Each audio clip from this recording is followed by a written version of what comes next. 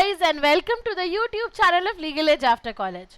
CLAT PG की तैयारी कर रहे हो, एलिट पीजी की तैयारी कर रहे हो, सिलेबस में बहुत सारे सब्जेक्ट्स हैं, है ना, बहुत सारे मेजर लॉज हैं, माइनर लॉज हैं, एंड लास्ट ईयर तो एनवायरमेंटल लॉ एक बहुत ही बड़ा सब्जेक्ट साबित हुआ था क्योंकि उससे 2 या 3 पैसेजेस डायरेक्टली पेपर में आए थे।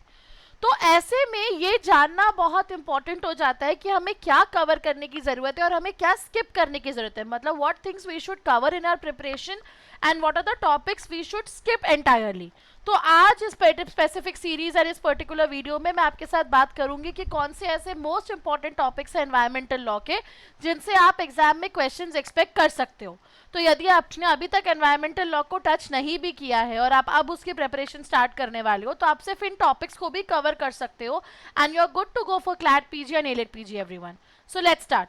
सबसे पहले एनवायरमेंट का बेसिक कॉन्सेप्ट क्या है, कंपोनेंट्स क्या है, कौन कौन से लेजिस्लेशंस हैं।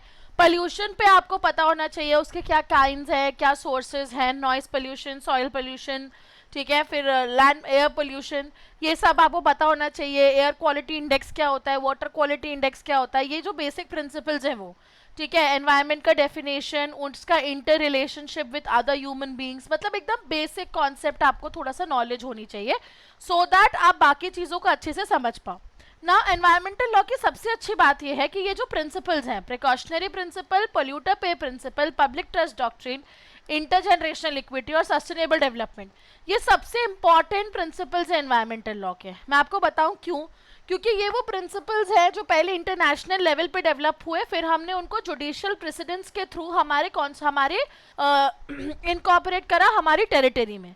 तो जब हमने जुडिशियल प्रेसिडेंट्स के थ्रू इनको इनकॉर्पोरेट किया हमारी टेरिटरी में तो उसके ऊपर बहुत सारे लैंडमार्क और कंटेम्प्रेरी जजमेंट्स दोनों बने।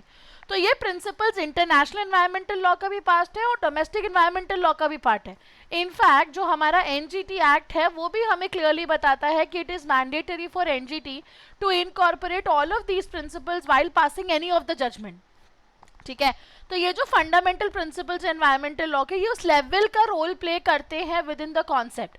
Precautionary principle, polluter pay principle, public trust doctrine, intergenerational equity, concept of sustainable development, इस पे मैं एक बड़ा सा स्टार मार्क करूंगी। कुछ और चाहे पढ़ो या ना पढ़ो लेकिन ये प्रिंसिपल्स को डिटेल में, ये कौन से केस से आया, ये क्या बोलता है, इसका इंटरनेशनल एस्पेक्ट क्या है, ये 100% कवर करना। Then role of judiciary, judiciary का बहुत इंपॉर्टेंट रोल रहा है in the territory of India. MC Mehta के नाम से बहुत सारे लैंडमार्क जजमेंट्स हैं एनवायरमेंटल लॉ के, ठीक है। तो वो आपको डिटेल में कवर करने की जरूरत है, उससे डायरेक्टली क्वेश्चन आने की पॉसिबिलिटी बहुत हाई है। Then the constitutional provisions which are connected to environmental law, ये भी कवर करना एग्जाम के पर्सपेक्टिव से बहुत ज़्यादा ज़रूरी है एवरीवन। जितने भी प्रोविजंस हैं जो एनवायरमेंटल लॉ से कनेक्टेड है, जो हमारे कॉन्स्टिट्यूशन का पार्ट है, आपको वो बाय हार्ट लर्न होने चाहिए क्योंकि उन पे बेस्ड आपसे डायरेक्टली सवाल पूछा जा सकता है। देन लैंडमार्क जजमेंट, मैं आपको लास्ट में कुछ इंपॉर्टेंट लैंडमार्क जजमेंट भी बताने वाली हूँ जो आपको डेफिनेटली कवर करना है, ठीक है। देन ये कुछ मेजर स्टैट्यूट्स हैं। अब ये स्टैट्यूट्स क्या हमको डिटेल में करने की जरूरत है? बिल्कुल भी नहीं, ठीक है। जैसे water prevention and control of pollution act हुआ, air prevention and pollution control act हुआ, एनवायरमेंटल एक्ट हुआ जिसे हम अम्ब्रेला लेजिस्लेशन भी बोलते हैं, ठीक है, forest conservation, wildlife protection, public liability insurance and NGT, इन सारे लेजिस्लेशंस का ऑब्जेक्टिव करो, ठीक है। इसके कुछ 4-5 जो एकदम मेजर प्रोविजंस हैं जिसमें एकदम मेजर कॉन्सेप्ट सिचुएटेड है वो कवर करो, ठीक है। मेरे हिसाब से एनजीटी और एनवायरमेंटल प्रोटेक्शन एक्ट ये 2 ऐसी लेजिस्लेशंस हैं जो आपको थोड़ा सा इन डेप्थ जाके करने की ज़रूरत है। बाकी लेजिस्लेशंस को यदि आप बेसिकली ऑब्जेक्टिव, मेजर प्रोविजंस या मेजर कॉन्सेप्ट्स के फॉर्मेट में कॉन्सेप्चुअली भी कवर कर लोगे ना तो वो मोर देन सफिशिएंट है। बट एनजीटी की कहाँ प्रिंसिपल बेंच है, कहाँ जोनल बेंचेस हैं, वहाँ से अपील किया जाएगी, कहाँ प्रिंसिपल्स एप्लीकेबल हैं, एनजीटी ने कौन से लॉ को रिपील करा, ये सब चीज़ें हमें डिटेल में एग्जाम के पर्सपेक्टिव से कवर कर लेना चाहिए क्योंकि एनजीटी एंड ईपीए ये 2 लेजिस्लेशंस हैं जिनके प्रोविजंस आपके कंटेम्प्रेरी केसेस में बहुत ज़्यादा आते हैं। तो ऐसे सिचुएशन में आपको डेफिनेटली ये कवर कर लेना चाहिए और बाकी स्टैट्यूट्स का आपने एक ब्रीफ ओवरव्यू भी किया तो चलेगा। अब यदि ये सब देख के बहुत ओवरवेलमिंग लग रहा है कि कैसे कवर करेंगे तो एक बार जाओ हमारा ऑनलाइन कोर्स जो है क्लैट पीजी का टॉप रैंकर्स के प्लेटफॉर्म पे जाके चेकआउट करो। कॉम्प्रिहेंसिव बैच भी लाइव है, क्रैश कोर्स बैच भी लाइव है, सेल्फ पेस बैच भी लाइव है, 2 ईयर बैच भी लाइव है। ठीक है, तो समझ में नहीं आ रहा है तो कंटेंट फिगर आउट नहीं कर पा रहे हो तो सारी चीजें अंडर वन रूफ तुम्हें अवेलेबल होंगी। ठीक है, इसके एडिशन में you will also get detail mock test on the pattern, सारे सब्जेक्ट्स कवर है, सब सीनियर फैकल्टीज हैं who are there to help you. ठीक है, who are there to guide you specifically.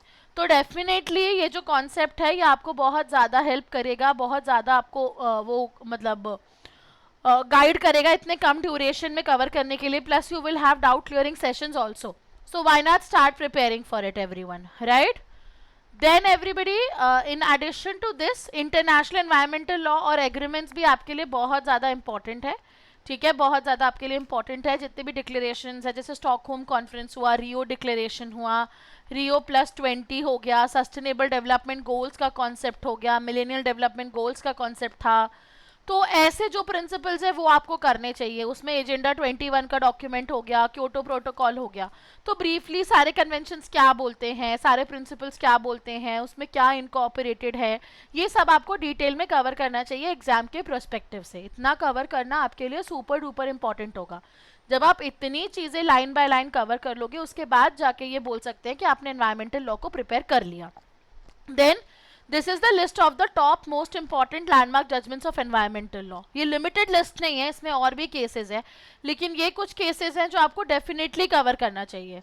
Oleum gas leak case, क्योंकि इससे absolute liability का principal develop हुआ है तो हमको वो डिटेल में पता होना चाहिए।